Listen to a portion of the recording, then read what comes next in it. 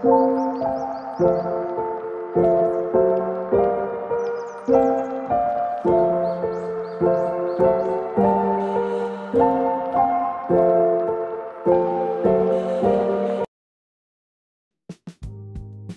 ako po si Marcel C. Makasinag from BSCS ML. Kiana Luis Imperial, Comsci po. Ako si Franz Jericho P. Alicia, kumukuha ng kursong BS Computer Science. Ako si Tricia May Chanceno and ang course na kinukuha ko ay BSCSM. Ako si Pamela Babaran at ang kursong kinukuha ko ngayon ay BSIT Specialization in Mobile and Web Application. Patriotism po or pagiging makabayan. Pagbabago. Optimistic. Pagbabago. Kabayan. Yung Filipino values po like yung pagrespeto, yung pagiging masipag, and yung pakikipag-isa, nakakatulong po siya sa in way na parang nagiging guide siya sa akin in how I interact with others po. Yung mga values tulad ng pagrespeto at pagtutulungan ay nakatulong sa akin dahil natutuwa akong makisama at makipagtulungan sa iba't ibang gawain kasama ang aking mga kaklase. Filipino values is nakaka-influensya sa akin bilang student kasi nagiging proud ako sa kung saan ako nanggaling and nahuhubog niya yung kung paano ako makipagsalamuha sa ibang tao and feeling ko natatangi ako sa ibang tao dahil sa mga Filipino values na sinasabuhay ko. Yung mga Filipino values kasi na napasa sa akin, nakatulong talaga siya para mahubog yung pagrespeto, pagmamalasakit at ayun, participation din sa isang komunidad na nakapaligid ako. Tapos ayun, bilang estudyante, syempre na-apply ko yung mga natutunan ko.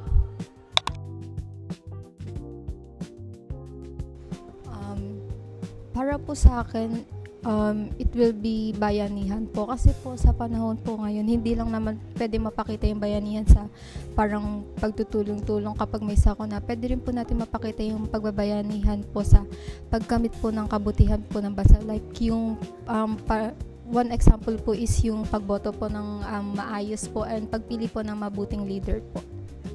Para sa akin, bayanihan. Kasi kailangan ng mga estudyante yun ngayon eh. Ang daming mga hamon sa mundo, sa eskwelahan na kailangan natin ng pagkakaisa para pare-pareho tayong umangat at hindi hilaan pababa. Para sa akin, ang values na dapat sundin ay ang sipag at disiplina. Dahil kung tayo magsisipag at magkakaroon ng disiplina, maaari nating makamit ang ating mga pangarap. Sa akin yung isang time-honored value na dapat sinasabuhay ng isang estudyante ay resilience or pagiging matatag. Kasama yung resilience sa core values ng National University at bilang isang mag-aaral sa school na to, mahalaga na i-practice natin siya kasi alam ko na mahirap sa college. Sa high school nga sinasabi nila na mas mahirap sa college and ngayon na nasa college na tayo, sinasabi naman nila na mas mahirap na kapag nasa trabaho na tayo.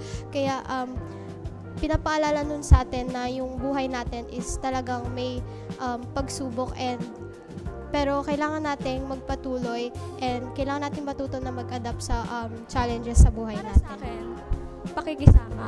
Kasi importante na sa isang komunidad, marunong ka talagang makipagkapwa.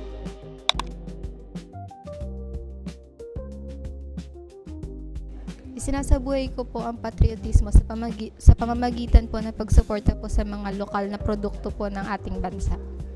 Maisasabuhay ko yung patriotismo sa pamamagitan ng pagmamahal natin sa sarili nating wika, pagmamahal natin sa sarili nating mga kakayanan, pagmamahal natin sa sarili nating gawa, na mas uunahin ko yung gawang Pinoy, gawang Pilipino, bago man sa mga gawa ng iba dahil wala pa rin mas kakatumba sa kagandahan ng gawa ng Pilipinas, gawa ng Pinoy, sa sarili nating mga kamay kaysa sa gawa ng ibang tao. Isinasabuhay ko ang patriotismo sa pamamagitan ng pagmamahal sa aking sarili nating kultura at sa pagtulong sa kapwa natin kahit sa maliit na bagay. Sinasabuhay ko ang patriotismo sa pamamagitan ng pag-support sa local products. Sinasabuhay ko ang patriotismo sa pamamagitan ng pagpapahalaga sa sariling bayan, bansa.